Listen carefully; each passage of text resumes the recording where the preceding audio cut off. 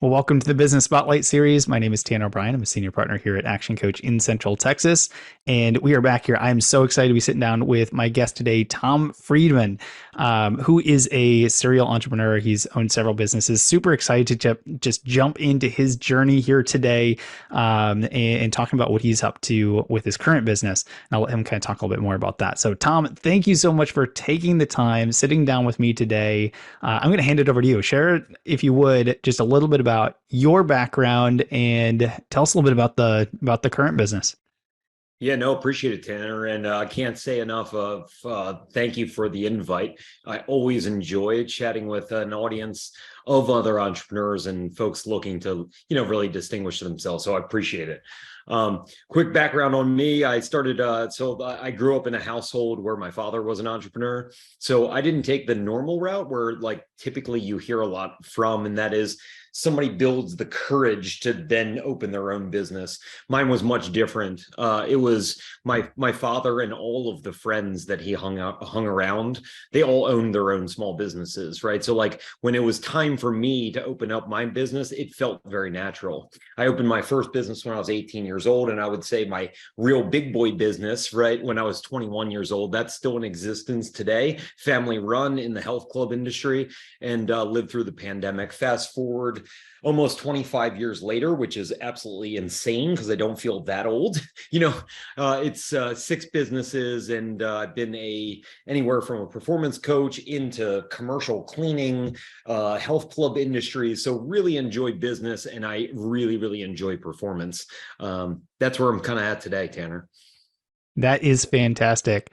There's so much we can dive into, but I want to give you an opportunity. So, for kind of your main current business that you work on today, tell us a little bit about that.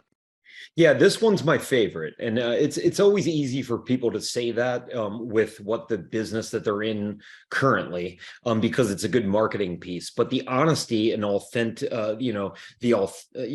authentication behind like what I'm saying about this business now is this truly is a culmination of solving a problem that I found with myself as an entrepreneur and so many other people around me. So what we do professionally is work with individuals. Typically they're business owners, but oftentimes they could be producers in the company or some type of executive in the company, but almost all of them are individuals.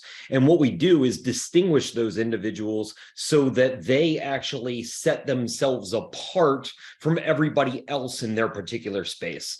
9 times out of 10, and this stings because it happened to me, I spent almost 2 decades operating this way, but it stings to hear that you operate as a commodity. Nobody wants to hear that, right? But like almost everybody has some type of Me Too statement. They're doing and reproducing what everybody else in their industry is already doing. So how do you stand out in that crowd? Really, really difficult. So we work with, again, folks personally and professionally to take a completely different approach to marketing so that they actually sell themselves as an offer instead of the product and service. Mm, that that is really powerful. And we had a chance to speak a little bit. Was that a week ago or so? And we were kind of talking about that marketing piece and really turning it around from what most, I don't know, entrepreneurs, business owners, kind of leaders tend to think about, and getting really more inbound versus kind of some of the outbound outreach. Can you speak a little bit to how that works with what you currently do? Yeah, for sure. And I appreciate that. And let me be clear with something, right? Both ways you can be successful. I was successful. There were people that were also very, very successful at being a commodity. And meaning that like you can use a volume approach, uncover 100 rocks to find one yes. Like if you're willing to go through the throes of that, you can grow your company. So I'm not saying that it's wrong. This is just a different approach, or often people can blend the two. In other words, they can use traditional format, right? Go to your networking calls, do all of like the referral generation, get things from pay-per-click, you know what I mean? All this type of SEO stuff, whatever it may be. All of it comes together from a marketing standpoint. I just make my own stab or my own channel, my own lane by saying this: if you want to change the flow of some or all of your marketing, meaning instead of you going to them, you want them to come to you, you, the only way to do that is learning how to find your voice and building an audience that people really want to listen to what you have to say, that you're providing a ton of impact and value. That's when they choose you versus the opposite. Make Mm, sense? that's beautiful. And if I'm, in the audience today, I'm hearing this conversation, and that kind of clicks in my brain. That makes a ton of sense. How do I know that I'm, a really good fit to come and have a conversation with you and your team, and what that looks like in terms of working with your business? So I'll say a harsh statement and then I'll say an easy statement. A harsh statement is this: if you think that like actually the flow, in other words, them coming to you sounds great, it is great.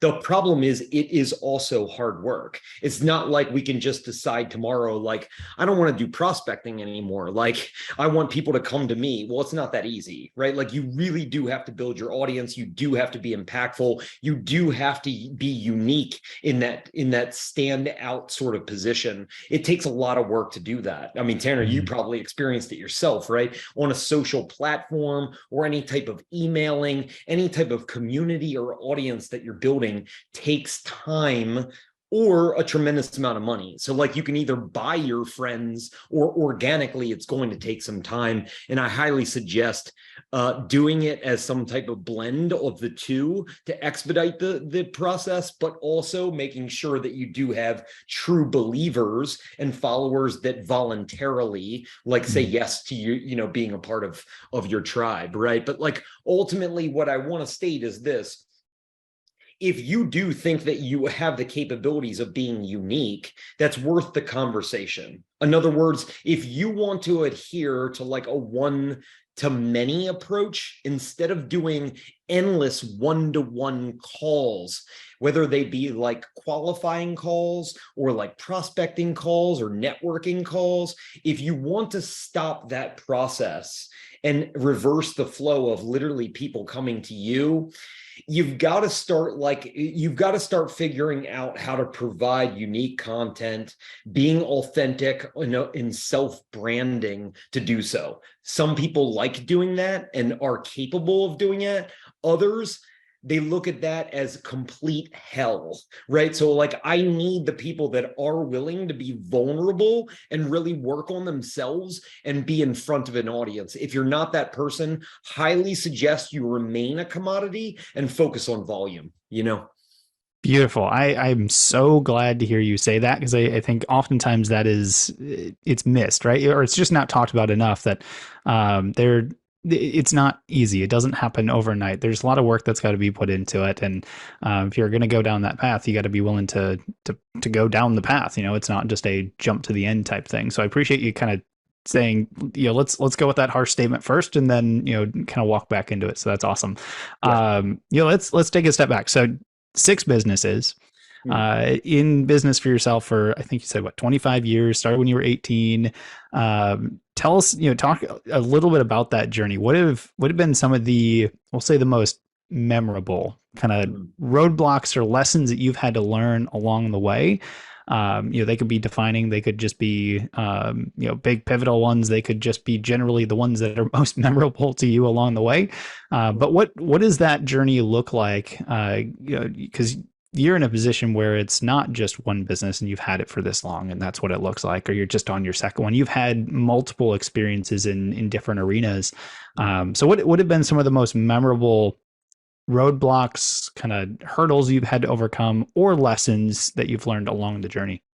Yeah, I'm gonna state something. I know this is kind of like a big buzzword, but authenticity. And I'll tell you what how this resonates with my journey, and hopefully it resonates with yours as well. So I started my career when I just got in business, right? In opening up a health club. And for me, I love that stuff, right? I mean, I love not just like the looking good, like all of that stuff can go to the wayside. That's a byproduct. I like working with individuals to push limits on literally creating toughness, that you became a better human being because of hard work. Does that make sense? Right. And I Absolutely. love that entire process. And through that, I created another consulting company that I was working with a lot of unique individuals, some special operators, right? Professional athletes and things like that. And you really learn the tips and tricks on what makes somebody good, great, and then like the outcasts, right? The outliers that go like way beyond that, right? And so I really enjoyed that. And so like I would say a first 10 years of my career as a professional, I woke up every single morning with alignment, no matter whether you were doing well or not. Like success, that's a byproduct or side, that's a side topic. But I woke up every single morning like 100% ready to rock and roll because the alignment of what I wanted to be and what I wanted to do, passion, purpose, principles, they aligned with my actions every day, right? And so like I didn't care. It was just committing to a craft, and every single day you just keep plugging along, you keep hammering, right? And it's great. Because again, you're fulfilled as a human being, no matter what the outcome is. Now, here's the interesting part. Somehow, because life is crazy and throws curveballs at you, in all different directions, I exited my purpose, passion, and principles. Full decade of like what I would literally be saying something like lost. Now, other people look at it as like, I don't think that was lost. You opened several businesses in a decade and were working with other organizations. And like, don't get me wrong, Tanner, like, I agree that that decade that I consider lost because I was doing things like security, you know what I mean? Recruiting and staffing, a cleaning company, which is not me. It's not authentic. I don't disagree with I learned a lot of stuff. I did. But if you ask me, and like, because a lot of people give canned responses, if you could reverse time, right, would you do it all over again? And everybody wants to hear something like, no, because it made me who I am. Well, I kind of call BS on that. If I could reverse the time, what I would rather do is hire a coach, a business coach, that would have actually talked me off the ledge and reversed how I was doing things, because I reached a stage where because of life, I didn't know how to pivot on what I loved to do. And so I let it go and came into an area that I lost a decade of my life. And it's only recently, the last 3, 4, 5 years, that I got back on track and refound myself again, and finally making an impact and helping people the way that I was supposed to do. You know what I mean? The reason why I'm put on earth. So if I can make one statement, Tanner, I would say this. Make sure you understand who you are. Like, be authentic. 100%, and know that with clarity, and don't get off that bus. You may have to alter the way that you stay on that ride. That may change dramatically. Different companies, different positions, different whatever, but don't get off the bus on what the heck you're supposed to be doing all day, every day on this planet. Everybody has like a calling, right? Don't fight that. Stay with it and just be creative in how you do that. Does that make sense for you? Hopefully it resonates a little bit as well. Absolutely, and I'm sure that this will resonate with a lot of the listeners out there. And I want to go back because you made a comment in there on if you were to go back and having you mentioned coach, but accountability partner, kind of anyone in that type of a role that can help guide you along the way. I want to kind of dive into the importance of that, and is that something that kind of has shifted in your more recent journey and having peer accountability partners, coaches, mentors, kind of whatever that looks like for you? Is that now a part of your process and ensuring that you stay on the path of your authenticity? Yeah, really good question. So like, here's the interesting part. Let's talk about today first. I have a speaking coach, a writing coach, because I'm writing a book, right? I want to become a more impactful speaker. So like there are people out there that do it a million times better than I can. I can do it myself, Tanner. We all can, right? Like the information is there. I'm just at this stage in my life, I've seen so much the impact and importance of coaching that like you cannot expect to do things on your own and gain results in a reasonable amount of time. That last little period, that last little statement is the most important part of that statement. And that is, can you do it? In other words, I just talked to a doctor the other day, right? And if I wanted to become a doctor, Tanner, if you wanted to become a doctor, you can, right? You can do that. Like you can literally do that. Like it's in today's age, like you can legitimately like do it almost entirely remotely, like and do it on by yourself. But like doing it in a way that's not codified, not sequential, not packaged, not coming from somebody that is experienced in that level, causes such a headache and a delay in getting results because you have to keep tripping over yourself constantly. So when you have a coach in anything, it's not the fact that you can't do it on your own. You're hiring the coach to say, look, I've already been through this. I've been through all the pain. I'm packaging the information so that you can expedite the results you just explained were so important to you. So it's more about expediting and delivery of the information than it is access to the information. You know what I mean?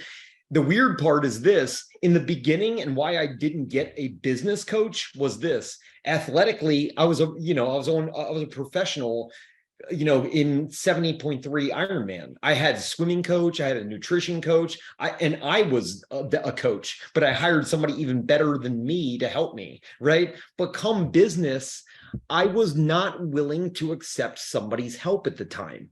I really honestly thought that I had the answers, right? And that like I wasn't willing to take the coach, right? Which it was the worst mistake I have ever made, right? If I would have done that, I would have not lost a decade of my life. If I found the right coach, I'm confident that I would have never went off that whole path, right? One coach, it could have changed my entire life. That is so powerful. And I appreciate you kind of breaking it down in that particular context. Sometimes that understanding of why that outside accountability, that outside set of eyes is so powerful. You take us as an example. We're a firm that does business coaching. Fantastic. We should know all about business and coaching and all that kind of stuff. We've got a coach that's light years ahead of us that continues to move us forward and have had since day one. I know coaches that have, 4 or 5 coaches from mindset to speaking to, writing to actual business to, you name it. Right. Because it is there's that level of, can you do it in that reasonable amount of time, or can you get there faster than you would otherwise because you're distilling down that information? You got somebody that can say, hey, look around this corner. This might be coming up. I know you haven't been there yet, but I have. Some really powerful, cool stuff. So I appreciate you allowing us to kind of go into that conversation a little bit. It's not typically where I take these conversations, but I think it's really powerful for those that are listening. And it doesn't necessarily have to be a coach from day one, but has somebody out there that has done a couple things that you haven't done in certain areas that can at least have that set of eyes and keep you accountable to things that you can do. You just need to have somebody that will actually hold you accountable to it, because you've got a million things especially as a early on entrepreneur or business owner that when you've got 100 different things coming at you, you got to be able to distill that down and understand which ones are the most important today. So very powerful stuff. Wise words for sure. If you don't mind, I'll add one more thing to it. Is that okay? Please. Absolutely. One observation that I had with this, Tanner, and you're in this line of work, is this: you watch often people that even are accepting of coaching, right? Or training or consulting or whatever it may be, right? Call it whatever it is. It's all the same thing anyway, right? But like what I see oftentimes, and I've done this myself and I observe it constantly, is this: if you are really, truly ambitious, and you sincerely do want to develop and evolve, you need to hire a coach that's not going to accept your BS, right? And will get you to the next level. What I often see for when people hire coaches is that they vet them out and choose one that they feel comfortable with or is very close to the same level that they're already on, right? And therefore, the accountability is never there because there's always this like give and take type of thing. You know what I mean? And then there's also the area of this.